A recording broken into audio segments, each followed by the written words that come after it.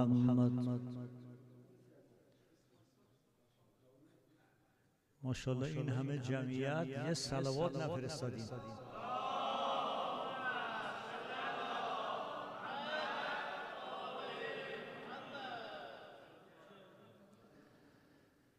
اللهم صل على فاطمة وأبيها وبعلها وبنيها وسر المستودع فيها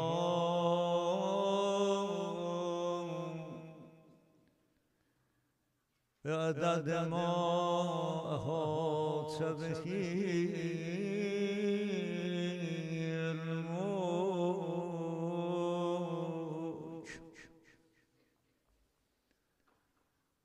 بر دیده ما ضیا بده مهدی جان، بر دیده ما ضیا بده مهدی جان، بر سینه ما صفا بده مهدی جان. آقا جان یا ابن الحسن دور سر مادرت بگردان چیزی،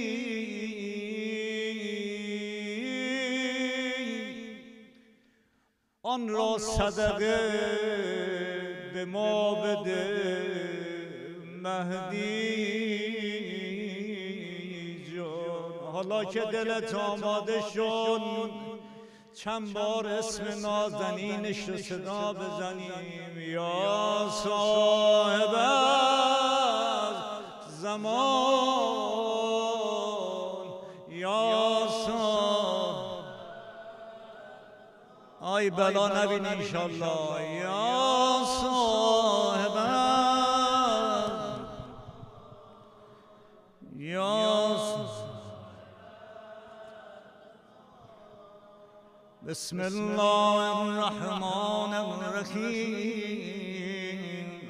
اللهم انی افتتح الثناء بحمدک وأنت مسدد للصواب بمنك،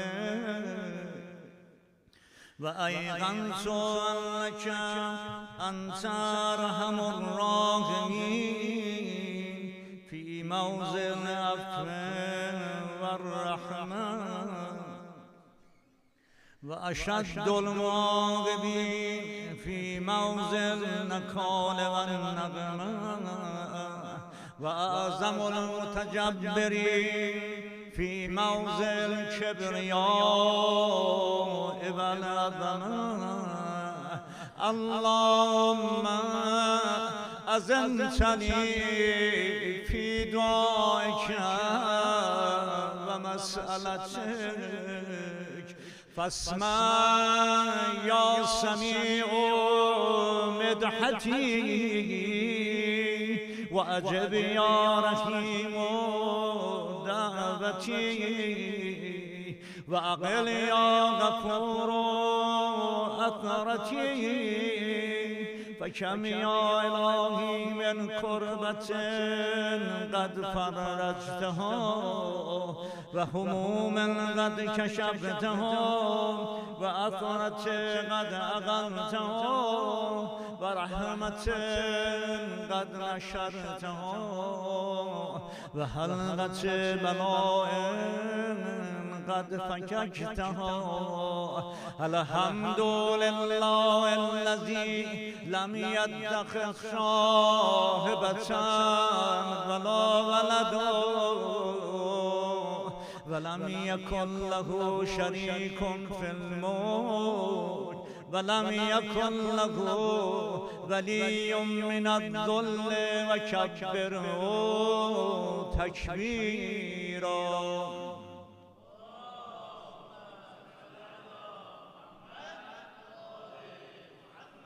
الحمد لله بجميع محامده كلها على جميع نعمه كلها. الحمد لله الذي لا مضاد له في ملكه ولا منازع له في امره. الحمد لله الذي لا شريك له في خلقه ولا شبيه له في عظمته. الحمد لله الفاشي في الخلق امره وحمد الظاهر بالكرم مجده الباسط بالجود يدين. الذي لا تنقص خزائنه ولا تزيده كثرة العطاء إلا جودا وكرما. إنه هو العزيز الوهاب.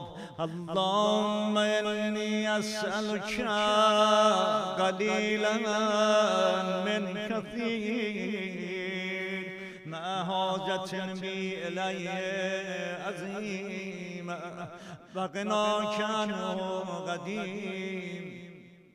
وهو عندي كثير وهو عليك سهل يسير. اللهم إلا عفوك عن ذنبي وتجاوزك عن خطيئتي وصبرك عن ظلمي وسترك على قبيح عملي وحلمك عن كثير جرمي عندما كان من خطئي وعمدي. أطمعني في أن أسألك ما لا أستوجبه منك. الذي رزقتني من رحمتك وأريتني من قدرتك وعرفتني من إجابتك فصرت أدعوك آمنا وأسألك مستانسا لا خائفا ولا وجلا مدلا عليك فيما قصدت فيه إليك. فإن أبت عني أتبت بجهلي عليك ولعل الذي أبت عني هو خير لي لعلمك بعاقبة الأمور. فلم أر مولا كريما أصبر على عبد اللئيم منك علي يا رب. إنك تدعوني فأولي عنك وتتحبب إلي فأتبغض إليك وتتودد إلي فلا أقبل منك كأن لي التتمل عليك. فلم يمنعك ذلك من الرحمة لي والإحسان إلي والتفضل علي بجودك وكرمك. فرحم عبدك الجاهل فرحم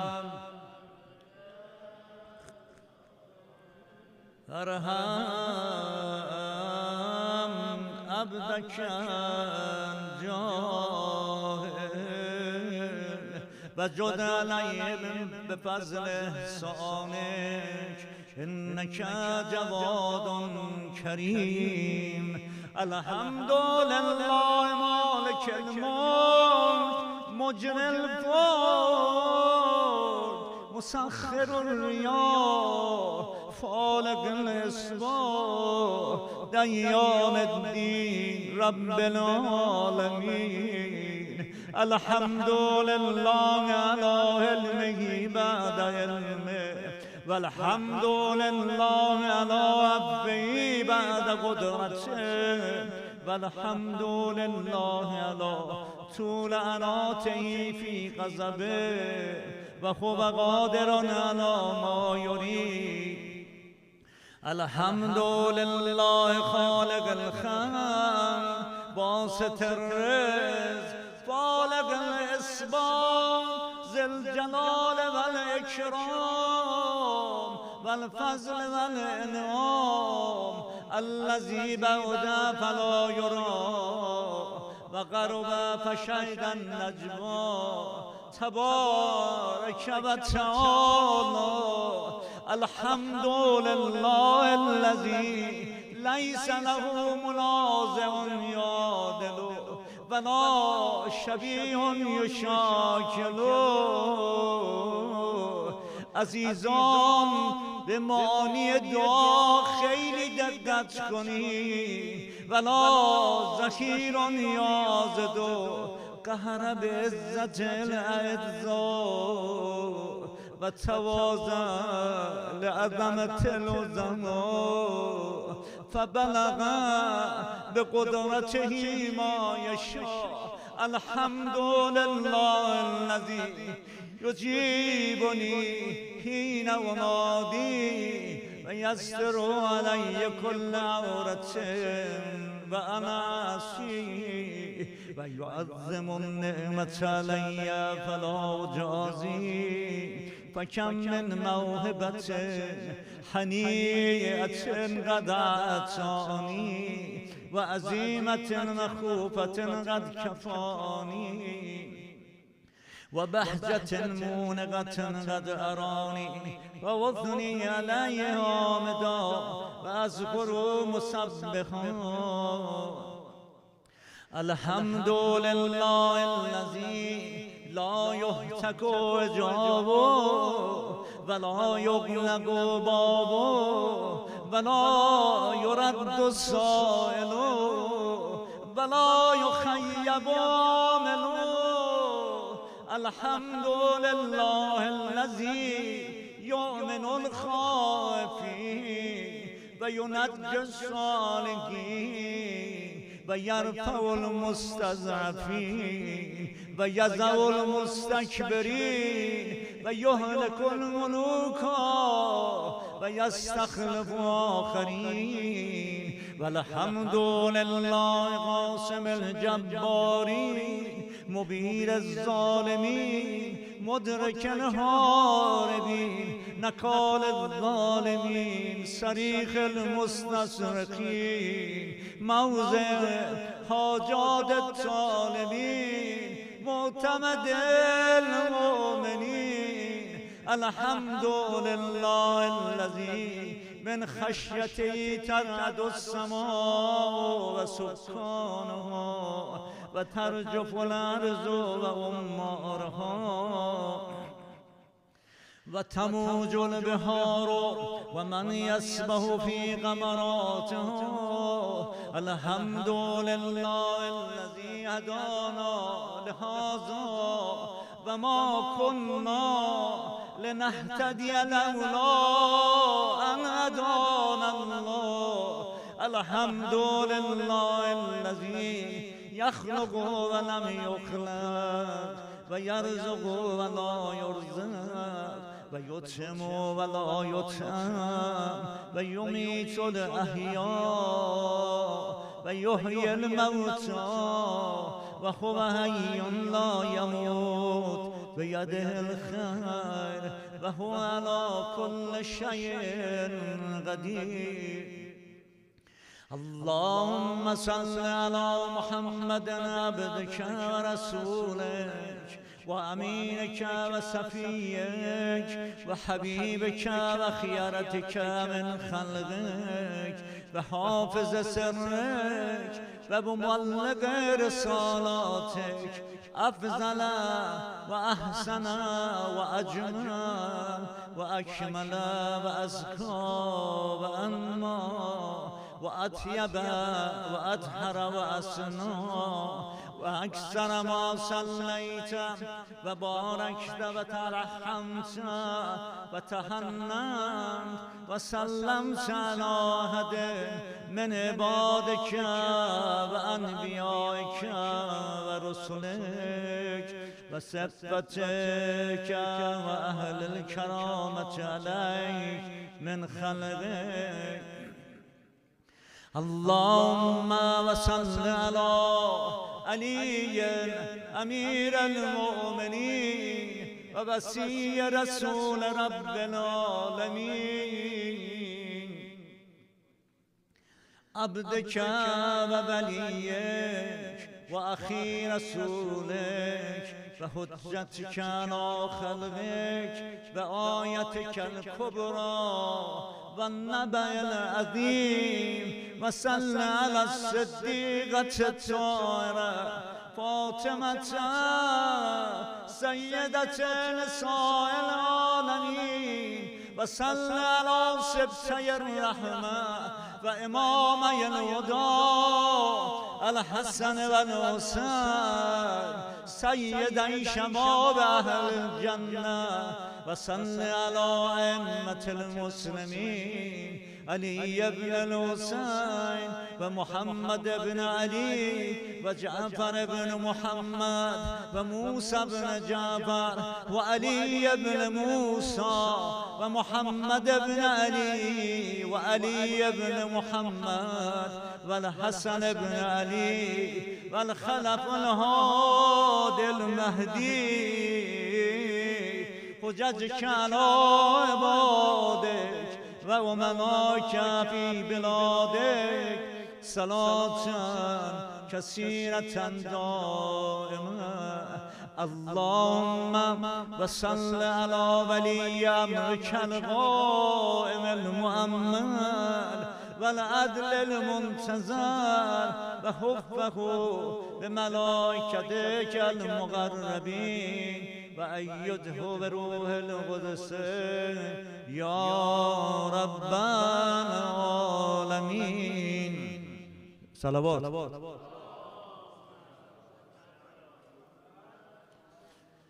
اللهم اجعل الداعي إلى كتابك والقائم بدينك استخلفوا في الأرض كما استخلفت الذين من قبله مكن له دينه الذي ارتضيته له أبدله من بعد خوفه أمنا يعبدك لا يشرك بك شيئا. اللهم أعزه وأعزز به وانصره وانتصر به وانصره نصرا عزيزا وافتح له فتحا يسيرا واجعل له من لدنك سلطانا نصيرا.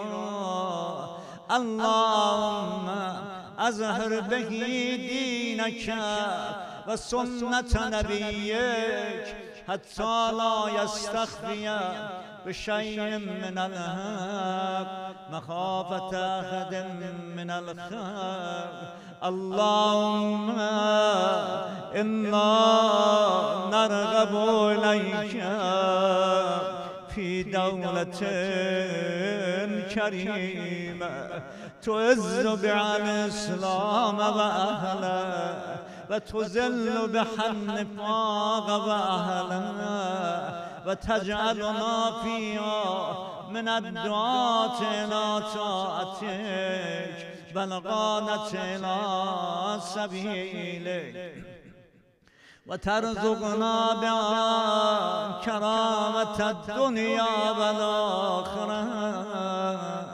اللهم ما عرفتنا من الحق فحملنا وما قصرنا عنه فبلغنا.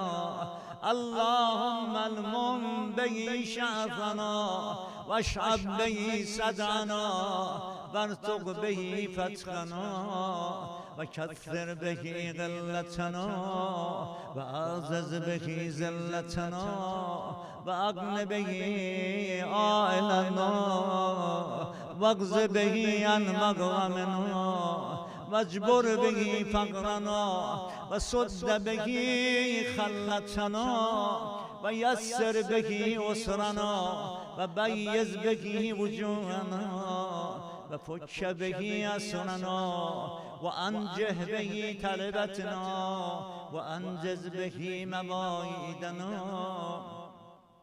واستجب به دعوتنا وآتنا به سؤلنا وبلغنا به من الدنيا والآخرة آمالنا وآتنا به فوق رغبتنا يا خير المسؤولين وأوسع المؤتين اشف به صدورنا وأذهب به غيظ قلوبنا واهدنا به لما اختلف فيه من الحق بإذنك إنك تهدي من تشاء إلى صراط مستقيم وانصرنا به على عدوك وعدونا إله الحق آمين اللهم إنا نشكو إليك فقد نبينا صلواتك عليه وآله وغيبة ولينا وكثرة عدونا وقلة عددنا وشدة الفتن بنا وتزار الزمان علينا فصل على محمد وآله وإنا على ذلك بفتح منك تعجلوا وبزر تكشفوا ونصر تعزوا وسلطان حق تظهروا ورحمة منك تجللنا وعافية منك تلبسناها برحمتك يا أرحم الراحمين.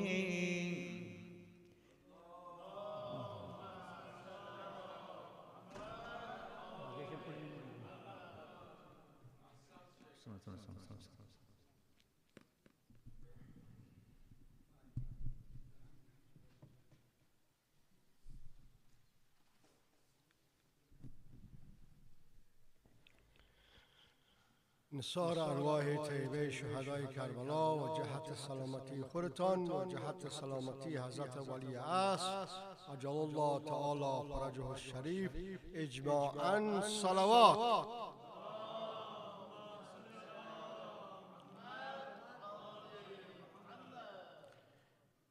May Allah bless all of you and accept your ibadat in this holy month of Ramadan. And now, at this juncture, we would like to request our learned Sheikh Hadi al-Shubairi to give us his lecture in English with a loud salawat.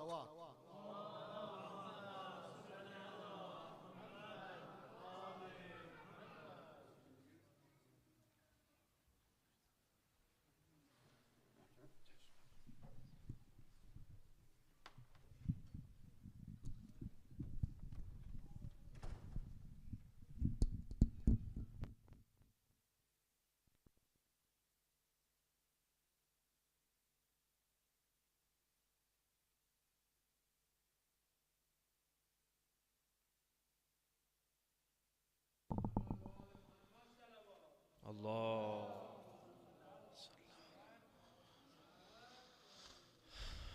أعوذ بالله من الشيطان الرجيم بسم الله الرحمن الرحيم الحمد لله رب العالمين بارئ الخلائق أجمعين باعث الأنبياء والمرسلين ثم الصلاة والسلام على أشرف الأنبياء والمرسلين حبيبنا وحبيب إله العالمين أبي القاسم المصطفى محمد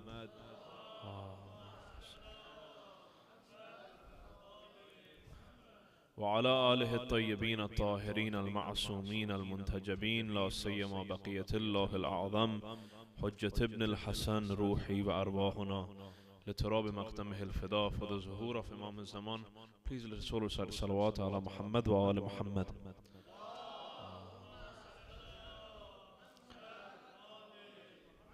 The nights we are currently going through are surely blessed nights. Afdalul layali wa afdalul sa'at, as we've mentioned before, that these are the best of the hours and these are the best of the nights to spend our life in at the moment. Alhamdulillah that we have the tawfiq that Allah subhanahu wa ta'ala has given us the opportunity again. As sometimes it just feels like as if it's a normal thing to just go by Ramadan, let go by that fast. And we can already see that Ramadan is already approaching its night number 6. And we're just going to move on, and the Ramadan is just going to end like that. But what have we done for ourselves in this holy month? Have we done anything for ourselves as of yet? So before I go into my topic, definitely just a friendly reminder over here, the brothers and sisters, please keep a track of the days, keep a track of the nights, keep a track of the sahar, especially the sahar time. And I've heard from one of the great asatid from Qom. They said that هر چی که میخواید توی ماه رمضان گیرت بیاد توی سحر باید بگیرید. Whatever you want in this holy month of Ramadan, you should try to get it from the time of sahar. That time before Salat al-Fajr, right after your suhoor, try to sit down and try to recite the munajat of Amir al-Mu'mineen alayhi salatu wasalam. Try to recite an extra few nawafil. It's not necessary that you have to recite the entire namaz al-shab, 12 rak'ah. It's not in everybody's power. It's not in everybody's will to go ahead and recite 12 rak'ah in the morning. Some people are tired. Some people have work tomorrow. Some people have jobs to reach to. They can't do these things. But what one can do is right after he finishes suhoor, if he's a big eater, for example, after suhoor, just quickly a 2 rakat salat. This 2 rakat salat that you recite before Fajr during the time of Sahar has great amounts of value according to our urafa, according to our asatid. It's not necessary, like I said, that you're supposed to do great a'mal like the maraj taqleed, like the ulama do. But just the fact that you paid attention, you protected this time, Allah subhanahu wa ta'ala will grant you blessings trifold. He will grant you blessings and gift you blessings more than what you do during the day. Because at the end of the day, listen, during the day, what do we do during the day? We fast. We fast during the day. But because it's wajib upon us to fast, we will fast from dawn to dusk. Allah subhanahu wa ta'ala says it's wajib upon you, so that's why I'm doing it. It's not like I'm doing God a favor. It's not like I'm doing anything extra for Allah subhanahu wa ta'ala. It's my wajib. But when I go out of my way at the time of Sahar, and I already know that Allah subhanahu wa ta'ala has forgiven me on the first night of Ramadan, but I say, Mawlaya ya Mawlay, Antal Ghaniya wa Anal Faqir, Fahal yarhamul Faqira illa al Ghani. When you say this at the time of Sahar, it's not wajib upon you. But it's because out of your own love for Allah subhanahu wa ta'ala. It's because you've reached that level of connection with Allah. It's because you have the nur of the Quran inside of you. You have the nur of Allah subhanahu wa ta'ala inside of you. This is why Allah has allowed you to come and do istighfar. So most definitely try to take advantage of these nights as much as you can. As much as you can. And I can't emphasize that enough. And I was speaking to this one brother, and he told me that what's it like to give a lecture to the youth and to people in general. And I said that it's self-reflection first. So everything that I say from this pulpit, it's for myself first, and inshallah it's for everybody else. Please send a salawat ala Muhammad wa ala Muhammad.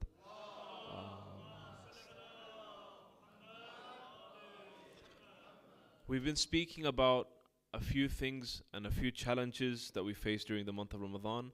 The last one that we reached towards was the challenge that we face in protecting our relationships, protecting brotherhood, protecting families, protecting unions that are considered sacred by Allah subhanahu wa ta'ala, protecting relationships that God loves. There are certain things, children, and if I can have your attention, there are certain relationships that we have in our life that Allah subhanahu wa ta'ala really likes. For example, your relationship with your friend in the mosque, your relationship with your brothers and your sisters, your relationship with your mother and your father, your relationship with your family members. These are considered as sacred by Allah subhanahu wa ta'ala. This is what we are talking about. We're talking about how the shaitan, he wants to try to damage these type of relationships in our society today. But the most blessed and the most beautiful union and relationship that we have in our society is the structure of a family. The structure of a family is the most beautiful one that we have out of all of the unions. The structure of a family in Islam is more sacred than any other union in this world. Is more sacred than any other union inside of the religion. And this type of structure, which is the family we're talking about, is usually attacked by the shaitan from all directions. From every single direction. When he sees a strong religious family that is obeying Allah subhanahu wa ta'ala, that has the religious boundaries inside of them set, he'll try to attack them from every single angle, from every single direction. And especially in the society that we live today, we already know that what the structure of a family has come to. Because a home is the place where children are nurtured, because it's a place where parents teach their children about Islam, about their religion, about their values, about their culture. It's not necessarily just all about religion. We teach our children our own culture. I'm originally from Pakistan. This is another very important thing as well. I'm originally from Pakistan, but I know how to speak my mother tongue because my parents, they're the ones who taught me this. I know about my culture, I know about my past, but there's so many of our youths who are like claiming to be, obviously their fathers and their parents are from these lands, but they don't know anything about those lands because they don't have any sort of link, any bond. And they've been completely cut off to a point that the only thing that they know is just English.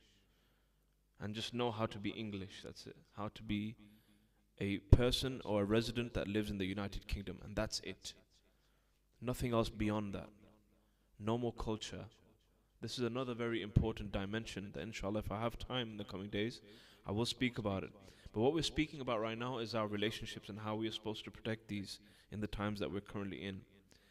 And it becomes that more difficult for somebody to get closer to Allah subhanahu wa ta'ala if one does not have a family, if one does not have a correct structure in place, if one doesn't have religious boundaries inside of their families.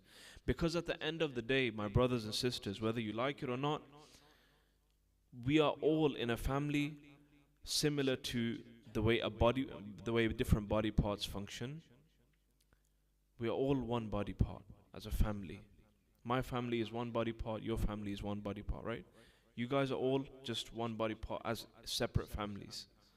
If my index finger gets cut by a knife, for example, my entire hand will need a bandage. If my Achilles heel is torn apart whilst playing sports, my entire leg and my entire lower part of my body is going to be in pain for so many days. Similarly, the structure of a family, we're linked to one another in such a way that we are almost like the same way body parts function in one body. Therefore, this has to be one of the most sacred places.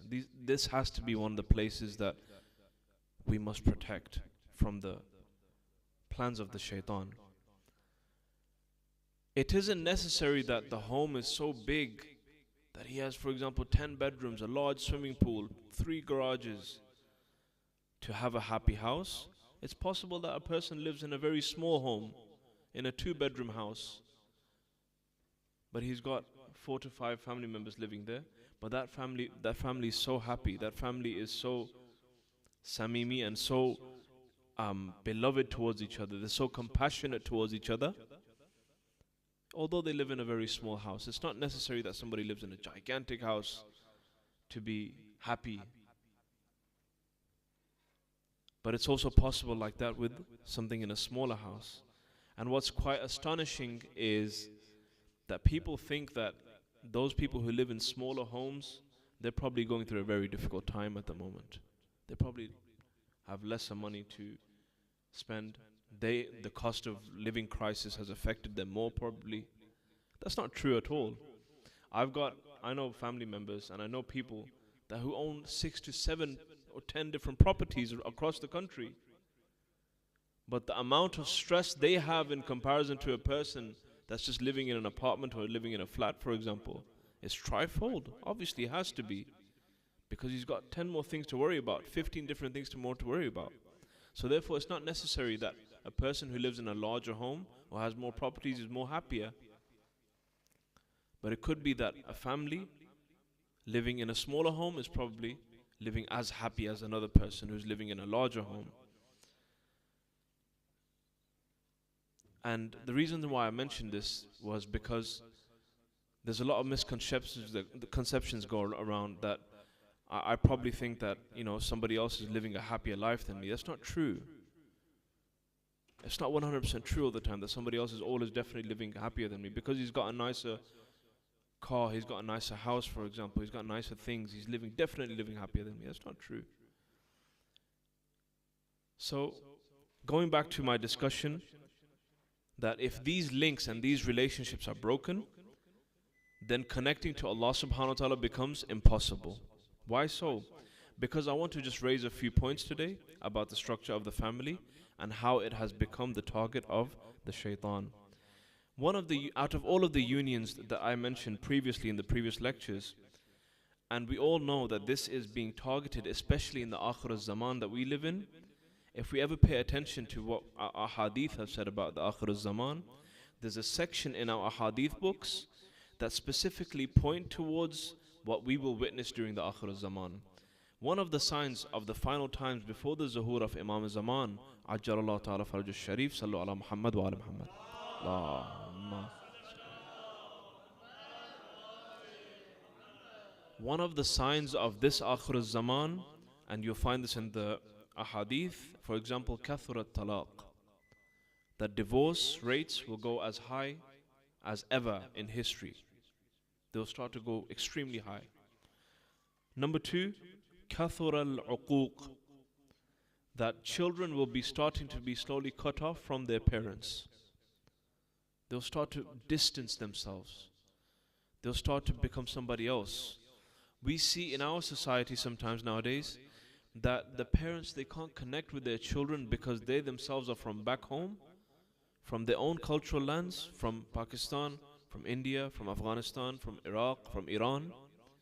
They cannot connect with their children because they don't speak the same language.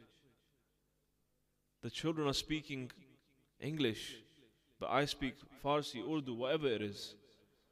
Right? This is one of the signs of Akhir al-Zaman, that the children are going to be completely different, on a different path from their parents. Kathur al-uquq.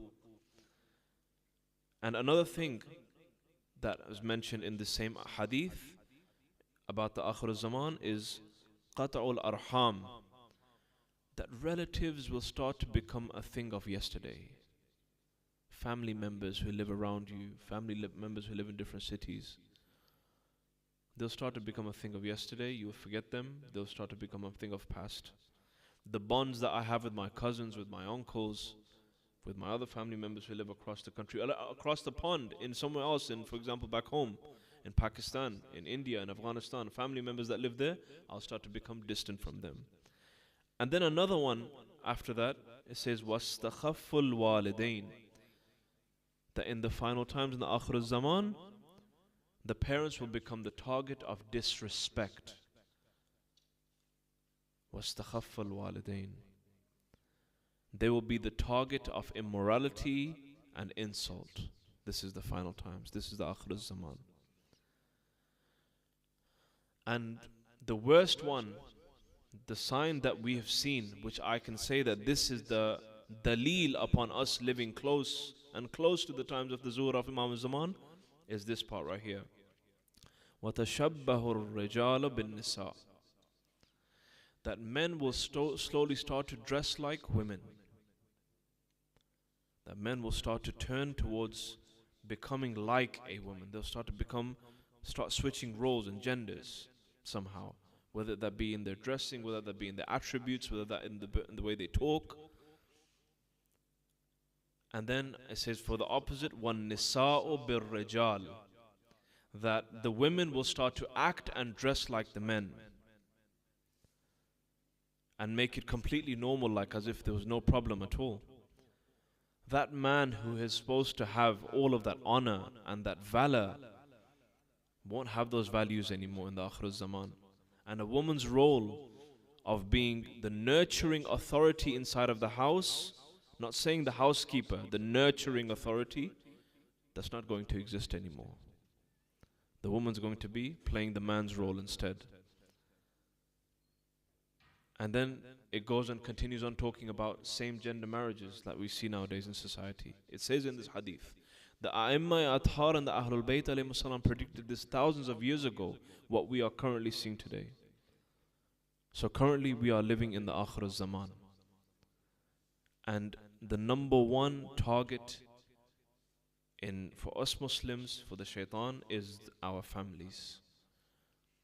And there are hundreds of ways where he can break us down. Sallu ala Muhammad wa ala Muhammad.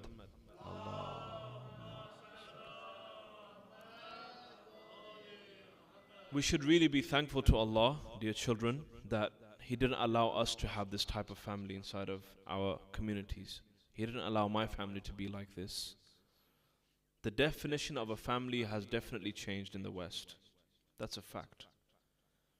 The definition of a family isn't a place where a husband and a wife and children live anymore, who are legally and religiously married.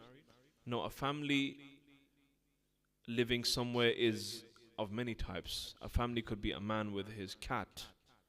A family could be a woman living with her dog. This could be a family now too. A woman aspiring for a family with a pet, for example. This is another type of family that's existing. Not because the husband or wife has died and the husband's not there anymore. It's because the kids don't know who their parents are anymore in this society. And this is a report that I read from the UN, brothers and sisters, just listen to this, that they have a specific office in the United Nations for statistics and polls on births around the world.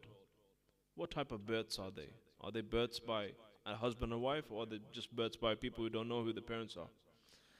We'll find that 56% of the children in France are born illegitimately. The kids don't know who their fathers are.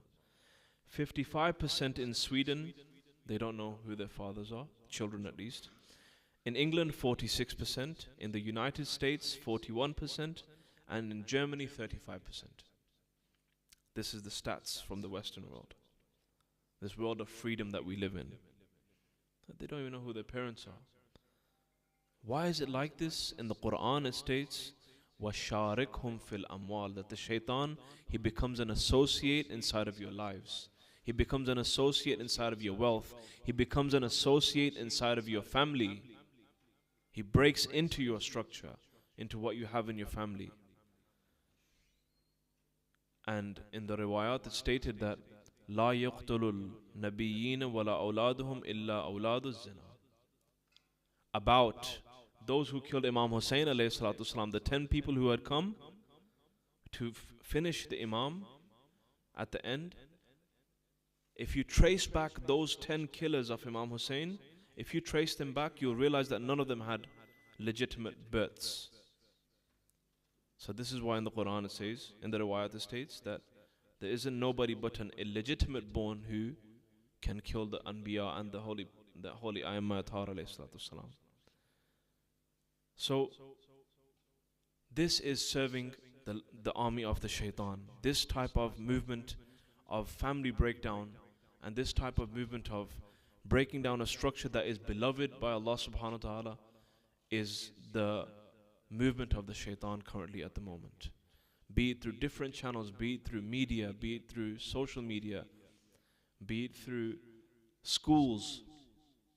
Schools has become a hotbed nowadays. You see that the amount of protests and riots that are going on by our Muslims, they're standing up against this whole agenda of trying to push this narrative down our children. They're trying to push the same narrative down our children's throats. And it's something that we must be aware of. And to protect our family and to protect our family structure, it's extremely, extremely important that we try to protect at least. Because we live in such a society where it's very possible that the next day, because I'm not looking, because I'm not careful for my children, I can just lose them into this wild, wild jungle that we're living in. So inshallah, in the coming lectures I will speak more about the Akhirul Zaman and the times that we live in, and the signs that we're pointing towards, which point towards the Zuhur of Imam Mahdi Ajjalallahu Ta'ala Faraj al-Sharif. For his Zuhur, let us all recite together Dua Faraj of Imam al-Zaman. Bismillahir-Rahmanir-Rahim. Allahumma kun li waliyik al-Hujjat ibn salawatuka alayhi wa ala fi hadhihi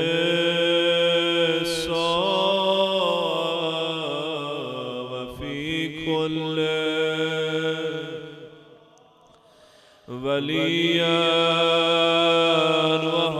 وحافظا وقائدا ودليلا وعينا حتى تسكنه أرضك طوعا وتمتعه فيها يا صاحب الزمان يا صاحب همه با هم یا صاحب الزمان یا صاحب آن یا صاحب الزمان یا صاحب الزمان اللهم صل على محمد وآل محمد اللهم عجل لوليك الفرج اللهم عجل لوليك الفرج اللهم عجل لوليك الفرج واجعلنا من أعوانه وأنصاره رحم الله من قرأ الفاتحة مع الصلوات.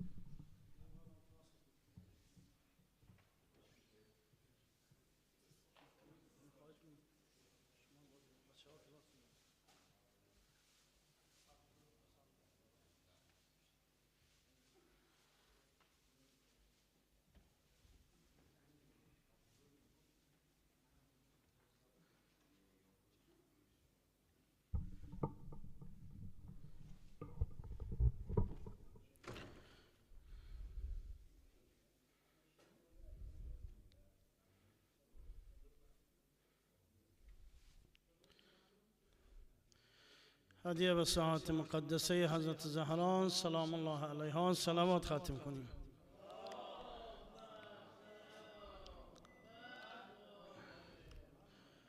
اعوذ بالله من الشیطان الرجیم بسم الله الرحمن الرحیم الحمد لله رب العالمین الرحمن الرحیم مالک یوم الدین ایاک نعبد و ایاک نستعین اهدنا الصراط المستقیم صراط الذين أنعمت عليهم غير المغضوب عليهم ولا الضالين. بسم الله الرحمن الرحيم قل هو الله أحد الله الصمد لم يلد ولم يولد ولم يكن له كفوا أحد. هدیه میکنیم این حمد و سوره را بر روح بیبی دو عالم حضرت نرجس خاتون مادر امام زمان علیه السلام جهت خوشنودی روح اون بیبی صلوات بلندی ختم کنید.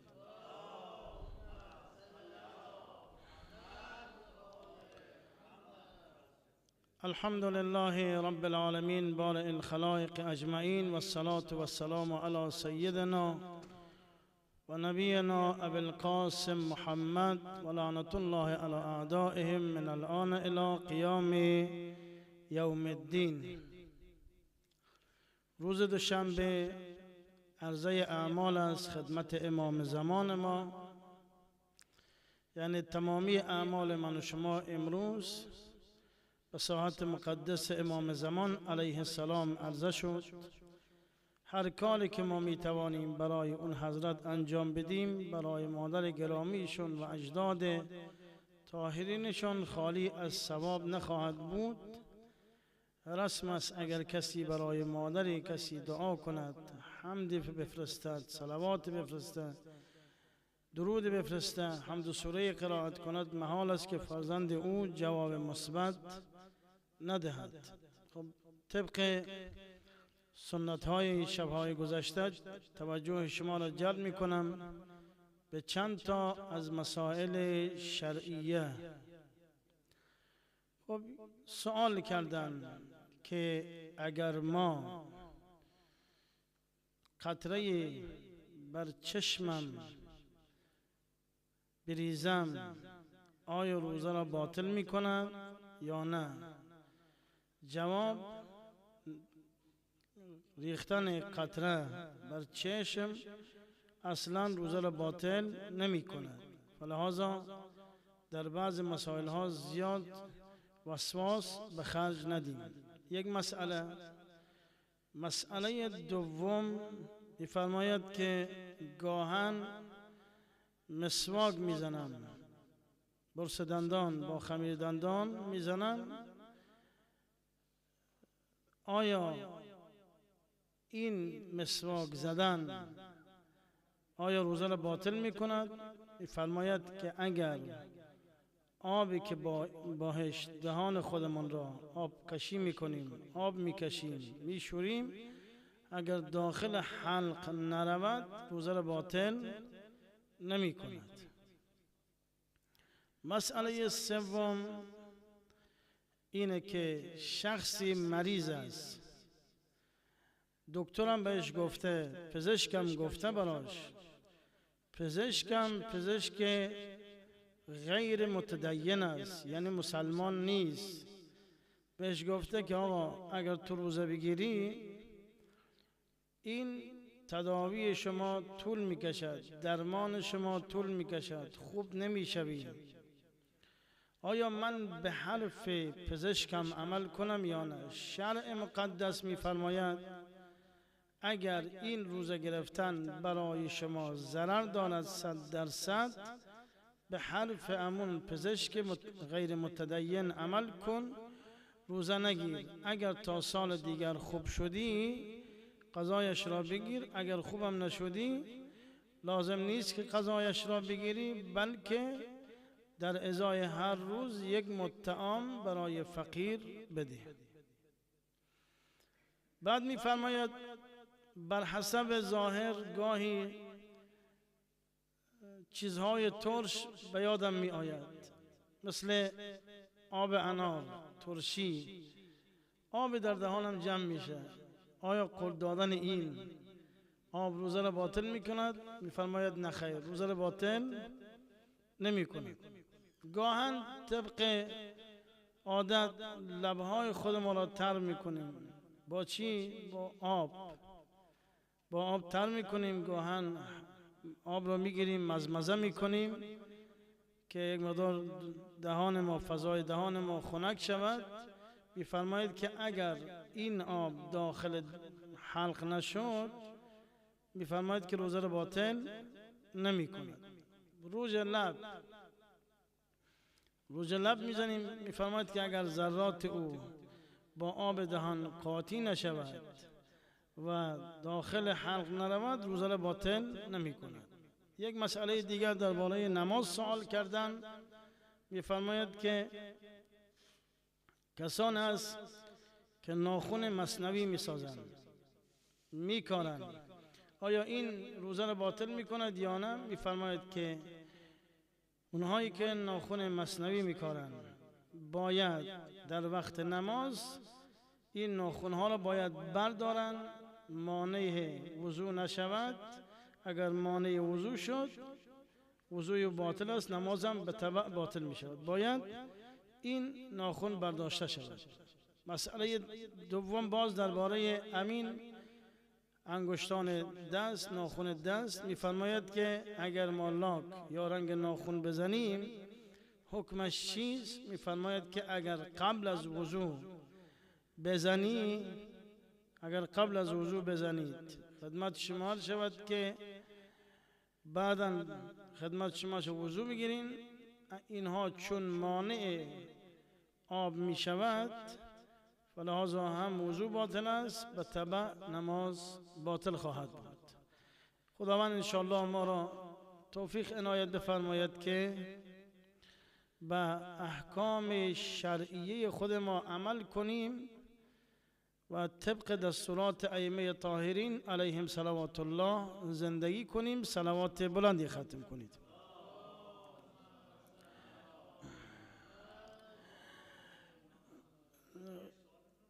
بفرمایید.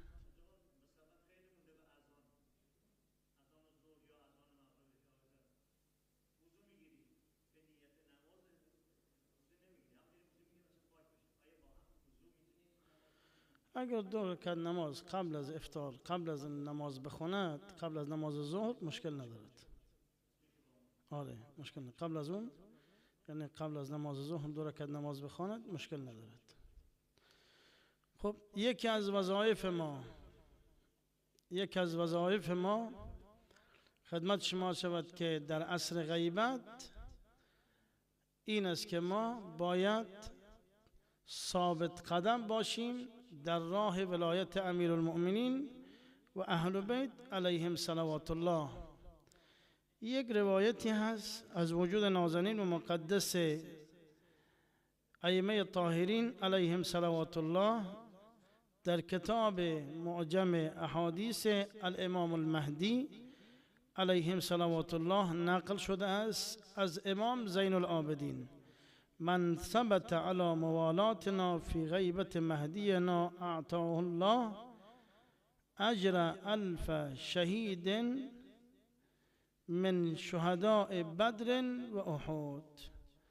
می‌فرماید کسانی که در زمان غیبت، یعنی در زمان غیبت حضرت حجت علیه السلام، در دوران تحیر اگر ثابت قدم به ولایت امیرالمؤمنین و بچه های امیرالمؤمنین باشد، خدای باری تعالی ثواب 1000 برابر ثواب شهدای بدر و احد را می‌دهد.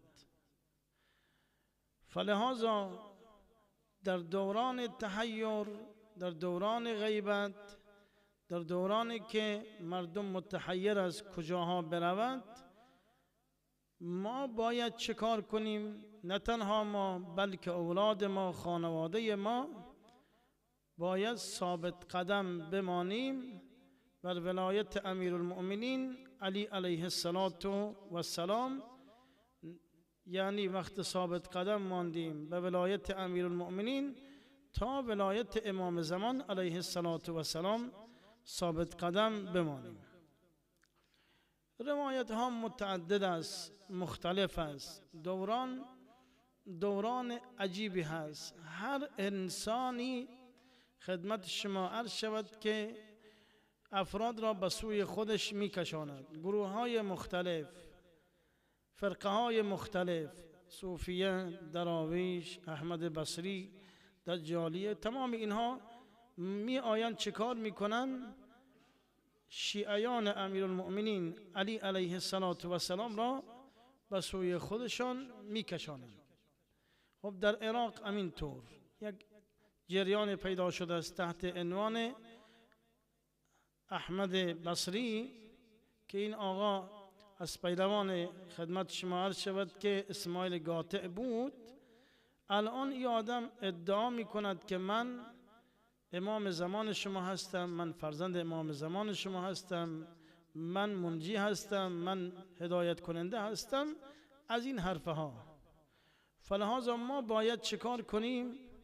ما باید ثابت قدم باشیم، در خط امیر المؤمنین علی علیه السلام باشیم. خط امیر المؤمنین رنگ ندارد، خط امیر المؤمنین گروه نمی شناسد، خط امیر المؤمنین فرقه را نمی شناسد، خط امیر المؤمنین علی علیه السلام حزب شناس نیست، نجات شناس نیست. اونهای را مورد احترام قرار می دهد که پیرو خط امیر المؤمنین و اهل بیت علیهم صلوات الله باشد. امیر المؤمنین علی علیه السلام شخصیتی است که اجرا کننده حدود الهی است در کل کره هستی. یعنی هر جا که در حق یک مظلوم ظلم شود، اگر دست امیر المؤمنین علی علیه السلام برسد، از اون مظلوم دفاع می کند. امیر المؤمنین علی علیه السلام شخصیتی است که تمام دنیا اعتقاد دارد به فضل و کرامت اون حضرت. از اون طرف هم یک تعداد دشمنی می کند با این اسلام. با کدام اسلام؟ اسلام اموی یا اسلام امیر المؤمنین علی علیه السلام. آجان امروز اگر اسم برده می شود در جامعه بشریت، حرف از اسلام گفته می شود، اسلام امیر المؤمنین علی علیه السلام است. یهودی ها دشمن سرسخت اسلام امیر المؤمنین علی علیه السلام است، یعنی دشمن غیر اسلام امیر المؤمنین نیست. یعنی تمام اینها مسیحیت اعتقاد دارد طور نیست اگر در حق ما ظلم شد. فرقه های غیر مکتب اهل بیت اینها هم اعتقاد دارد خدمت شما عرض شود که هر چه ظلم شد مشکل ندارد، پادشاه سایه خداست. بذار اگر پادشاه حاکم شرابخور بود، مشروب خور بود، ظالم بود، هر کار بود مشکل ندارد چون سایه خداست. اما امیر المؤمنین علی علیه السلام مکتبش اینطوری نیست. یک قضیه را نقل می کند در هندوستان، یک تکه زمین بود، مسلمان ها و هندوها سر این قطعه زمین دعوا داشتند. هندوها می گفتن مال ماست، مسلمان ها می گفت مال ماست. گفتن خب مستعمره انگلیس هم بود، خب کی باید این دعوا را حل کند؟ کی این منازعه را باید حل کند؟ کی این مشکل را حل کند؟ گفت یک نفر می تواند حل کند. کیست؟ اون باید عالم مسلمان شیعه باشد. وقتی این عالم را آورد، این عالم قسم خورده بود که نگاه به چهره ظالم نکند.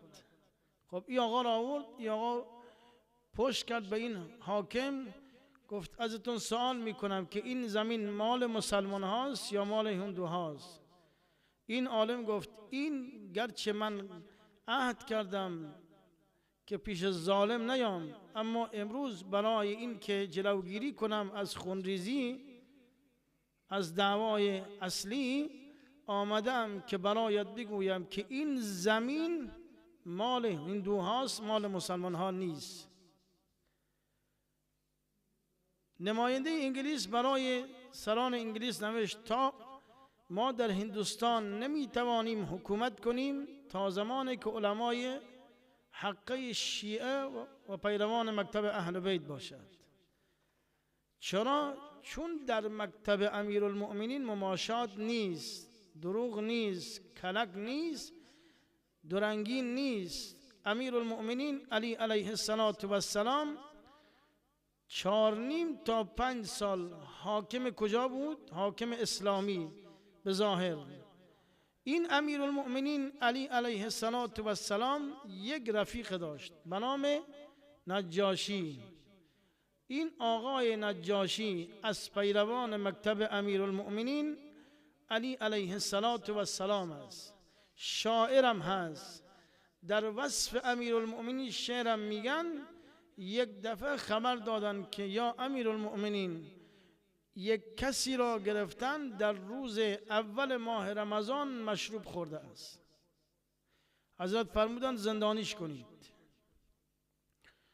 بعد از ظهر شد، وقت آوردن دیدن که حالش خوب شده، حضرت فرمودند فلانی تو چرا؟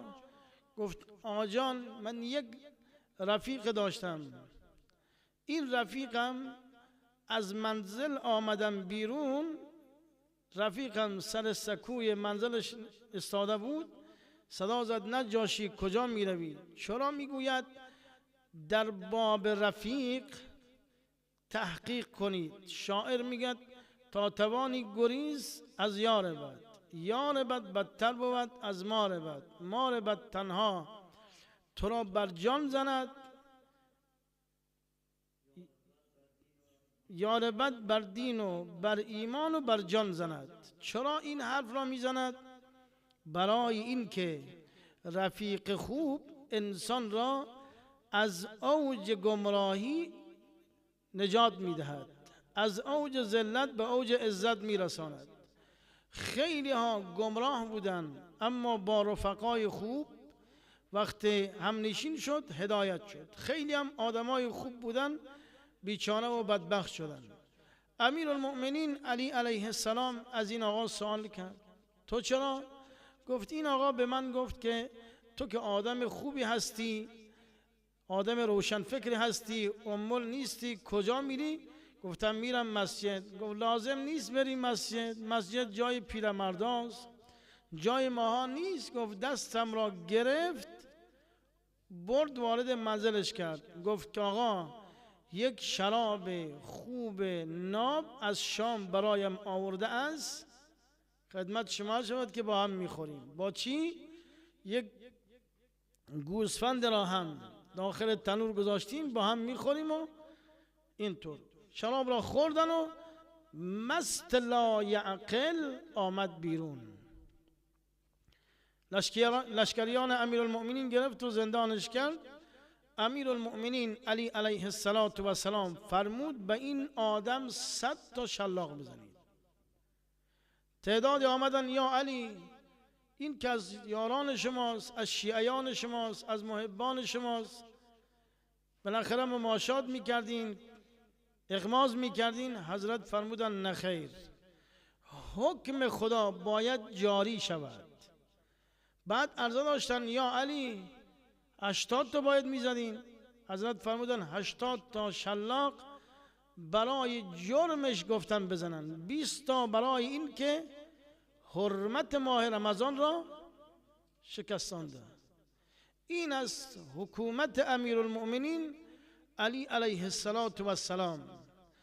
فلهذا آقایان در این دوران، در این شرایط کسان میتواند ثابت قدم بماند، کسان میتواند نجات پیدا کند که پیروان مکتب اهل بیت علیهم صلوات الله باشد. از وجود نازنین و مقدس امام معصوم درباره دوران آخر الزمان سوال کردند. آجان کیا میتوانند ثابت قدم بمانند در راه اهل بیت؟ خب دورانی است که صبح می رود مؤمن، شب بر می گردن کافر. دلیل آیا می تواند اینها؟ حضرت فرمودند کسان ثابت قدم می ماند از اون تحیر نجات پیدا می کنند که بر ولایت ما اهل بیت علیهم صلوات الله ثابت قدم بمانند. وقتی بر ولایت ما اهل بیت علیهم صلوات الله ثابت قدم ماندید، خدای باری تعالی شما را نجات میدهد. ثابت قدمی چیست؟ ثابت قدمی این است که انسان هر چه امام معصومش میگوید بگوید چشم، هر چه امام معصومش دستور میدهد بگوید چشم. خب 2 نفر از یاران امیرالمؤمنین علی علیه السلام بود. یکی مالک اشتر رحمت الله علیه که مالک اشتر میدانید که چقدر عزیز بود برای امیرالمؤمنین. وقت امیرالمؤمنین علی علیه السلام خبر شهادت این مرد را شنید، زار زار گریه کرد، اشک ریخت. فرمودن جناب مالک اشتر نخعی به منزله من امیرالمؤمنین محضر پیغمبر بود، یعنی همون طوری که مرا پیغمبر دوست داشت و من یار پیغمبر بودم، مدافع پیغمبر بودم، امیرالمؤمنین حضرت مالک اشتر رحمت الله علیه سلام الله علیه یار من و مدافع من امیرالمؤمنین علی علیه السلام بود. وزیر دفاع امیرالمؤمنین است، سرباز مخلص امیرالمؤمنین علی علیه السلام است. یکی ایشون، یکی از صحابی دیگر، اولی که امیرالمؤمنین حاکم شد در کجا؟ در مدینه الرسول. مردم آمدن با حضرت بیعت کردن، حضرت چه کار کرد؟ آمدن منتقل شدن به کوفه. ظاهر امر کی را فرستاد؟ جناب مالک اشتر نخعی را فرستاد مدینه. اون آقا را فرستاد در یک شهر دیگر. مالک اشتر صدا زد فلانی ای کاش تو را در مدینه میفرستاد، مرا در اون شهر. برای چی؟ چون من برای روی اون مردم بیشتر تأثیر گذار هستم و شما روی اون مردم. و اون صحابی عرضه داشت فلانی پایم به امر مولایم کافی است، یعنی هر چه مولایم دستور داد من باید اطاعت کنم. فلهذا برای من و شما هر چه امام ما دستور بدهد اطاعت کنیم، سمعا و طاعتا، یعنی هر چه امام بگوید بگیم چشم. اگر بگوید شب است بگیم چشم، بگوید روز است بگیم چشم، چون امام است خطا نمی کند. مسیر امام را وقت ما دنبال کردیم، مسیر امام را وقت ما دنبال کردیم به اون سعادت عظما میرسیم. کار ما به جای میرسد که هر چه ما بگیم امام ما میگه باشه و هر چه امام گفت ما میگیم چشم.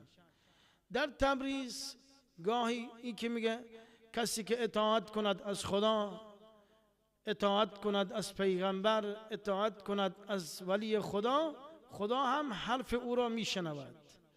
در تبریز یک حمال بود، دیدن یک مجموعه جمع شدن، گفتن چرا جمع شدین؟ گفت این طفل خودش را از پشت بام میندازد. این پیرمرد صدا زد بچه بیا پایین. این بچه آمد روی دست این طفل پیرمرد قرار گرفت. همه آمدن دور این پیرمرد را گرفتن. گفت تو چه کاری که اینقدر عزیز هستی؟ یعنی دستور دادی به این طفل که بیا، آمد روی دست تو قرار گرفت. صدا زد یک عمر خدا دستور داد که این کار را بکن. من گفتم چشم. یک بار منم به خدا عرض کردم که این کار را انجام بده، خدا هم گفت باشه. بناس نشان بدهد آثار خودش را.